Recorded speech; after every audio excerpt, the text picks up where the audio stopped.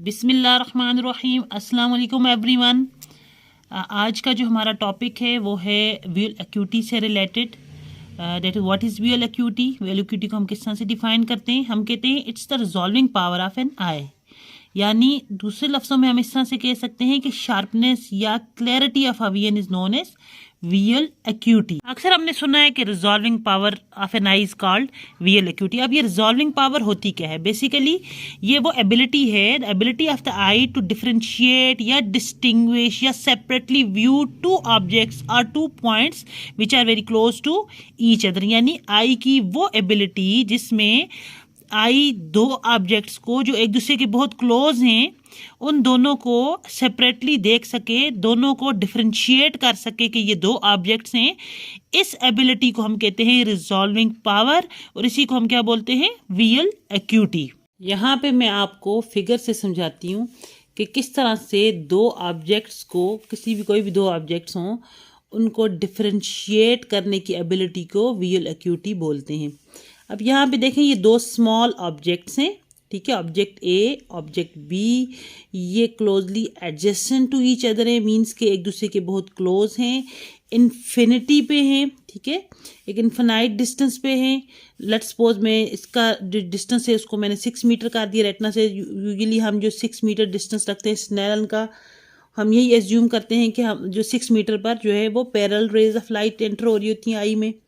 अब ये जो दो ऑब्जेक्ट हैं जो इन्फिनिटी पे हैं, वेरी स्मॉल हैं और एक दूसरे के क्लोज हैं, अब इनमें से जो रेज ऑफ लाइट निकलेंगी, ठीक है, आप यहाँ पे देखें, ये हमारा लेंस है, लेंस में ये नोडल पॉइंट पे जाके मीट करेंगी, ठीक है, यानी रे ए और रे बी जो है वो कहाँ मीट करेंगी? हमारे नोडल पॉइंट पे मीट करेंगी। जब ये नोडल पॉइंट पे हमारी मीट करेंगी, हमने प्रीवियस जो वीडियो है विजुअल एंगल वाली, उसमें भी हमने ये चीज़ डिस्कस की है कि जब ये दोनों रेज मीट करती हैं नोडल पॉइंट पे तो एक एंगल, स्मॉल सा एक एंगल बनाती है, ठीक है। उस स्मॉल एंगल को हम क्या बोलते हैं? Visual angle. ये बहुत इंपॉर्टेंट है क्योंकि हमारी विजुअल एक्यूटी इस विजुअल एंगल पे डिपेंड करती है। अब ये जो एंगल है, ठीक है, जिसको हम विजुअल एंगल कहते हैं, स्मॉल सा एंगल है, ये कम से कम 1 मिनट ऑफ आर्क, कम से कम भी 1 मिनट ऑफ आर्क होना चाहिए। 1 मिनट ऑफ आर्क हमारी आई पे सब्टेंड होगा मिनिमम, तब ये दोनों ऑब्जेक्ट्स को हम डिफरेंशिएट कर सकेंगे। लेट्स सपोज ये जो एंगल है ये 1 मिनट ऑफ आर्क से भी स्मॉलर है, तो फिर क्या होगा? फिर ये जो दोनों ऑब्जेक्ट्स हैं ये डिफरेंशिएट पर्सन नहीं कर सकेगा। वो बजाय दो ऑब्जेक्ट्स के उसको एक ही ऑब्जेक्ट नजर आएगा, उसको ऐसे लगेगा कि ये एक ही ऑब्जेक्ट है।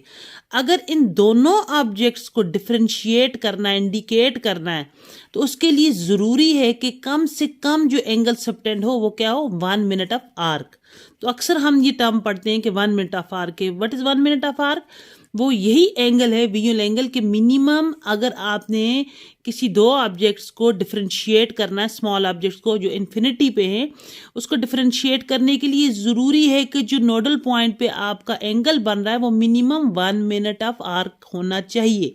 इसी को हम रिजॉल्विंग पावर बोलते हैं और इसी को हम मिनिमम एंगल ऑफ रेजोल्यूशन भी बोलते हैं। अब देखें, जिसका विजन शार्प होगा, क्लियर विजन होगा, वो तो ये इन दोनों ऑब्जेक्ट्स को डिफरेंशिएट कर सकेगा, वो दोनों ऑब्जेक्ट्स को ही देखेगा, दो ही ऑब्जेक्ट्स उसको नजर आएंगे। लेकिन जिसका विजन कम होगा तो उसको ये दो ऑब्जेक्ट्स नहीं नजर आएंगे, बल्कि उसकी जगह एक ही ऑब्जेक्ट जो है वो नजर आएगा। इट मीन्स कि उसका विजुअल एक्यूटी शार्प नहीं है, क्लियर नहीं है। अच्छा, ये मैं थोड़ा सा 1 मिनट ऑफ आर्क का आपको थोड़ा सा कॉन्सेप्ट दे दूं कि मिनट ऑफ आर्क बेसिकली है क्या। देखिए, आप एक पूरा सर्कल हम जब लेते हैं, इसमें ये छोटी छोटी आप तकरीबन 360 डिग्रीज, आप जो छोटी में लाइंस बनाई हैं, मैंने डिग्रीज शो की हैं, तो इसमें मैं इस तरह से कर कि तकरीबन 360 डिग्रीज पूरे सर्कल में जो है ना वो अगर मैं बना लूँ तो ये देखें, ये हर एक जो ये छोटी छोटी, जिस हमारे नोडल पॉइंट पे जिस वक्त रेज ऑफ लाइट फोकस होती है, एंगल बनता है, तो बेसिकली छोटी छोटी इस तरह से आर्क फॉर्म में बनता है, छोटी छोटी आर्क्स होती हैं, ठीक है। तो ये पूरा सर्कल जो है तकरीबन 360 डिग्री, तो इसमें ये जो है तकरीबन 1 डिग्री की आर्क, यानी इतनी छोटी स्मॉल। तो जो मिनट ऑफ आर्क है तो 1 डिग्री को अगर फर्दर में 60 पार्ट्स में, यानी इतनी छोटे से हिस्से को, ये जो छोटा सा हिस्सा जिसको मैं 1 डिग्री कह रही हूँ, इसको मैं अगर 60 पार्ट्स में कन्वर्ट कर दूँ, 60 आर्क्स इसकी बना लूँ, छोटी छोटी छोटी छोटी, ठीक है, तो ये जो 1 डिग्री ये इसको हम मैं फर्दर 60 पार्ट्स में कन्वर्ट कर लूँ, यानी 1/60th जो मेरा इसका हिस्सा होगा वो बनेगा 1 मिनट ऑफ आर्क। यानी 60 हिस्सों में जिस वक्त मैं इसको कन्वर्ट कर दूं तो इसका जो एक हिस्सा होगा वो 1 मिनट ऑफ आर्क होगा, यानी इतना स्मॉलर एंगल बनता है 1 मिनट ऑफ आर्क। अब हम बात करते हैं what is minimum separable distance. तो हम इसको विजुअल एक्यूटी की ही टर्म्स में डिफाइन करेंगे कि जब दो ऑब्जेक्ट्स को विजुअलाइज करने के लिए जो उनके दरमियान मिनिमम जो एंगल बनना चाहिए that should be 1 minute of arc, ठीक है, minimum that the angle should be 1 minute of arc. तो इसी को हम क्या बोलेंगे, मिनिमम सेपरेबल डिस्टेंस। तो ये टर्म अक्सर यूज की जाती है, what is minimum separable distance. तो आप इसको विजुअल एक्यूटी की टर्म में इस तरह से डिफाइन कर सकते हैं कि दो ऑब्जेक्ट्स को डिस्टिंग्विश करने के लिए, सेपरेट करने के लिए आपका जो एंगल बन रहा है वो that should be 1 minute of arc. यहाँ पे ये चीज़ भी माइंड में रखनी है कि मिनिमम हमें 1 मिनट चाहिए, इससे बड़ा एंगल भी हो सकता है, ठीक है, इससे बड़ा एंगल होगा तो अब और डिस्टिंग्विश करना इजी हो जाएगा दो ऑब्जेक्ट्स को। लेकिन अगर कम से कम एंगल चाहिए डिस्टिंग्विश करने के लिए या सेपरेट देखने के लिए तो वो कम से कम जो है वो 1 मिनट होना चाहिए, ठीक है, लेकिन इससे ज़्यादा भी हो सकता है। लेकिन जब 1 मिनट हम बात करते हैं तो इट मीन्स के 1 मिनट अगर एंगल है तो ये मिनिमम सेपरेबल डिस्टेंस है हमारा, ठीक है। अब फर्दर अगर हम आगे बात करें कि ये जो रेज हैं जिन्होंने 1 मिनट ऑफ आर्क का एंगल सबटेंड किया नोडल पॉइंट पे, ये रिफ्रैक्ट होकर फिर कहाँ फॉल करेंगी, पीछे रेटिना पर। रेटिना पे जो फोटो रिसेप्टर्स हैं, अब इमेज ए जो है वो एक फोटो रिसेप्टर पे फॉल करेगी, इमेज बी जो है वो ऑब्जेक्ट का वो दूसरे फोटो रिसेप्टर पे फॉल करेगा।